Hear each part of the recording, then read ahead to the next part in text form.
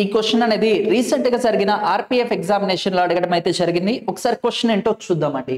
Which of the following amendment act provided 1/3 reservation for women in municipalities అంటున్నారు. ఈ question మీరు direct కూడా answer చేయొచ్చు. వాడి క్వశ్చన్ లోనే ఒక కీవర్డ్ ఇచ్చాడు, మున్సిపాలిటీస్ అనేది. మున్సిపాలిటీస్ ఏ రాజ్యాంగ సవరణకి సంబంధించినవి అంటే 74 అని చెప్పుకోవచ్చు. ఒకసారి ఇండివిజువల్ గా చూద్దామండి. 73rd అమెండ్మెంట్ యాక్ట్ దేనికి సంబంధించింది? పంచాయతీరాజ్ సిస్టానికి సంబంధించింది. పంచాయతీరాజ్ సిస్టమ్ లో కూడా 33% ఆఫ్ రిజర్వేషన్ ఉమెన్ కల్పించడం అయితే జరిగింది. మున్సిపాలిటీస్ వచ్చేసి మనకి 74వ రాజ్యాంగ సవరణ.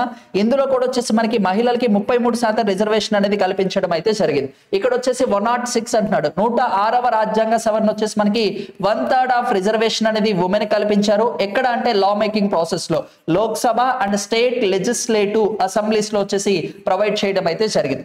అండ్ నెక్స్ట్ వచ్చేసి 103 అంటున్నాడు. 103 అనేది దేనికి సంబంధించింది? 10% of reservation EWS category, general category వాళ్ళకి 10% రిజర్వేషన్ అనేది ఇన్కమ్ బేసిస్ మీద వచ్చేసి ప్రొవైడ్ చేయడం అయితే జరిగింది. ఈ మూడు కూడా మనకు వచ్చేసి 73, 106, 74 వచ్చేసి ఉమెన్ కి సంబంధించింది.